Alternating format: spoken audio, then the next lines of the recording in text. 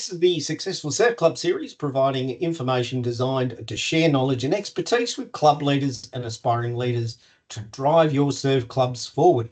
I'm your host, Alex. Today, we welcome our guest speaker, Hannah Bissett, who's the YDO at Cairns Surf Lifesaving Club. Today's episode is on the Youth Development Officer's role at a surf club, its activities at your surf club, and how to maximise the engagement in this space to maintain the connection as members transition from nippers into patrolling members. This is done by providing value adds for our members as they move through their lifesaving journey, to provide opportunities for new IDOs to help the organisation to learn and get involved, to educate club leaders on the valuable investment required in the youth development and engagement space. Hi, Hannah. Hi. Thanks so much for having me on. That's all right. That was a really long intro. Sorry about that. It's something I'm a little bit passionate about in ensuring that we've got some value in that youth space. Oh, yeah, definitely. Absolutely. So, can you tell us a bit about yourself and how long you've been involved in surf lifesaving? Yeah, of course. So my name's Hannah Bissett. I'm 18 years old and I've been involved in surf lifesaving for a little bit over 10 years now. So I've been a competitor and a volunteer lifesaver, and I've been lucky enough to represent my club in surf sports and as a lifesaver. Outside the club, I work as a lifeguard across the Cairns beaches, which has been amazing as I'm just using the skills I've got through lifesaving. I also work in community awareness, delivering beach and water safety education to the surrounding schools and the communities. I'm currently in my second year as Youth Development Officer for Cairns Surf Lifesaving Club, and this role has given me the opportunity to give back to the organisation that has given me so much. Fantastic. So you started off as a green cat. Yeah. Cool, sort bit, of. Yeah. Under eights. Fantastic. Yeah. Sensational. So you've travelled that journey, which is great. I have, yeah. What inspired you, I suppose, to apply and become the youth development officer at your surf club? So at first, I just really wanted to sit in on my club's board meetings. I was interested in understanding how the club kind of operated behind the scenes, like what issues we were facing, how the decisions were made, and how problems were kind of tackled. I had a desire to see the bigger picture just beyond my patrolling and my training. And I wanted to know where I could help and contribute in more of a way to my club.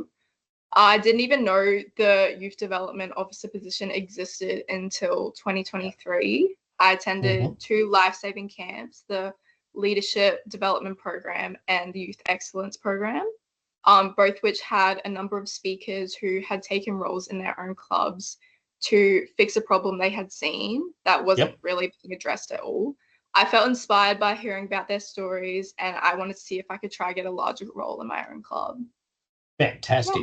Yeah, that's great. And that's that pathway discussion when you're going to outlet programs or YEP programs, youth excellence, leadership excellence programs, and even LDPs, that all of a sudden you're exchanging knowledge with other people who are on similar journeys. Now, I suppose the crazy thing, let's call it crazy for you, is that your club board had to change their constitution so that you could take on the role. Is that right? A little bit, but also they kind of did little round things so they didn't actually have to change it for me, which I thought was very interesting in that way. Because most of my board is made up of older individuals, and I was just some 17-year-old who wanted to be a part of the board, So I actually approached my club secretary about the role, and she was more than happy to help and support me with the process, which was the same for quite a lot of the other members.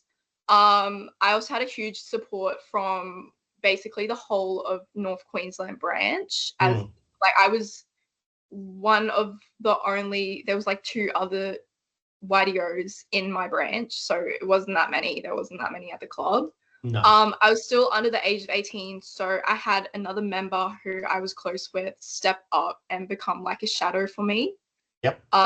He helped while I was learning what the role entailed as YDO. So we basically split the jobs. I would talk to the youth, get the issues, the challenges that they wanted to be addressed, and he would go to the board meetings as I was still balancing my year 12 work as well. So Yep. it ended up working out really well. Yeah, it's a fairly big step going from I'm just a patrolling member to let's go and sit on the board, but I'm doing HSC at school and I'm a patrolling member and I volunteer and do other stuff. So yeah, no, that's fantastic. Did you face any other challenges stepping into that role? Yeah, I did. Young as you were, yeah. Yeah. So like obviously the age and experience gap between myself and the other board members. Like I was just starting out, whereas they had years of experience. They'd been on the board for years. Like it was basically just the same group of people on the board each year. Yep.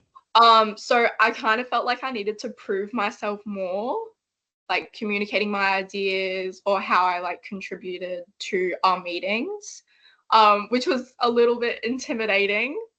I can imagine. But I quickly learned to embrace it, and you know, they did all support me whether I had something to say or not, which was really good.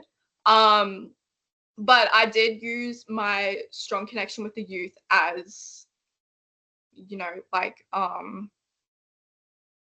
don't know what the word for it. That's all right. It's like to support that structure that you're bringing. Yeah, exactly. Like I had a first-hand understanding of the issues that they mostly cared about. Yep. So it was basically just a voice for the youth and bridge the gap between them and the board. Yep. Advocating for their needs and making sure their opinions were heard in like processes and decisions that were made for them. Because before I had become YDO, a lot of decisions made for the youth was just made up of who the board was, a lot of older people who weren't actually a part of it. So, you know, it was really important for me to step into that. Absolutely. Do you have regular gatherings with the youth members in your club?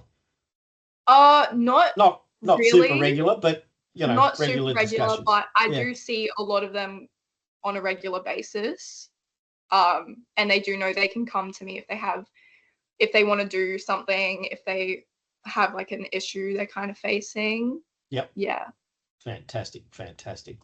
I suppose what do you hope to bring and probably change to the YDO role that might be different from us older people?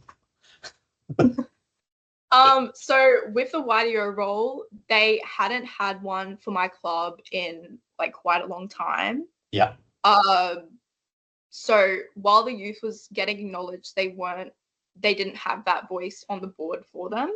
So I just wanted to basically be the person that represented the youth for my club. Any issues they wanted addressed, any ideas they had that they wanted to explore, basically anything like that, I was just their voice. Fantastic. And I suppose a couple of other things. Are there any specific issues that you think should be addressed across not just your surf club, but I think quite a lot of surf clubs would have that same sort of issue discussion process? What are those key topics and key issues that you think need to be addressed? So one of the biggest issues I had seen, I'd even seen it in myself, mostly just looking at it in my branch, is the drop off of like youth members around the age of like 15 to 17 is huge. Especially in my own club, I had basically my whole age group kind of disperse after turning 16. So I really wanted to kind of make that known, because a lot of it is just they've become competitors, and then when they get to the age of 16 and there's nothing for them to go to, they kind of just stop. Yep.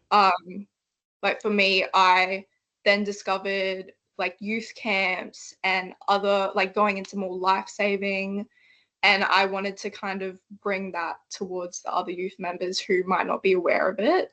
Yep. Fantastic. Yeah. Fantastic. It is certainly one of those big things from surf lifesaving. We acknowledge that there is a massive drop-off, and there's a lot of things that impact on youth members in that 15 to 18 age bracket. You know, you're going through into year 12. You're discovering that mum and dad aren't going to pay for everything, so you've got to get a job. There's all of these influences that come on you, and socialization with your friends and things like that. I know with a couple of my kids that, you know, finding that transition into socialization was a bit of a challenge, because all of your friends are going out and partying maybe when you're turning 18, or they're going to gatherings. Gathos, that's probably an old word, but gatherings. When you're in that sort of 16, 17 age group, and you're like, oh no, I want to go to bed because I've got to get up at 7 o'clock so I can go on patrol, and they're looking at you with this weird look of, what do you mean you're patrolling, sort of thing. Why are you giving up your time? And it's really important for, I suppose, for you guys and the members to know that from a state base, at the moment, we're working in an enormous number of different initiatives in that youth space, dealing with a whole bunch of life-saving plus general life skills. So watch this space. We've got some stuff that's happening, and it will be out soon. There's going to be some stuff on resilience and member support and member welfare and a whole range of other things that is coming. So and I think the message from you as a YDO is for clubs, club leadership and club boards to listen to their youth members. Our process has always been, in the time that I've been here and discussing with other surf clubs, that we encourage the members, the board members, to have an open forum with their youth members. Bring them along, invite them along, give them a little bit of food, a sausage roll and a soft drink, and just sit and listen for an hour to what ideas you guys have got. You sit there, you're going to drive it. How to keep young people engaged in surf lifesaving is critically important to the organisation. Yeah. So, Hannah, thank you very much for your time. It's been really enlightening. It's exciting to see somebody as young as yourself, and I don't say that lightly, but as young as you being involved in taking a leadership role in an organisation. I thank you for your time, and thank you for your service and your input to Cairns Surf Lifesaving Club. Thank you so much.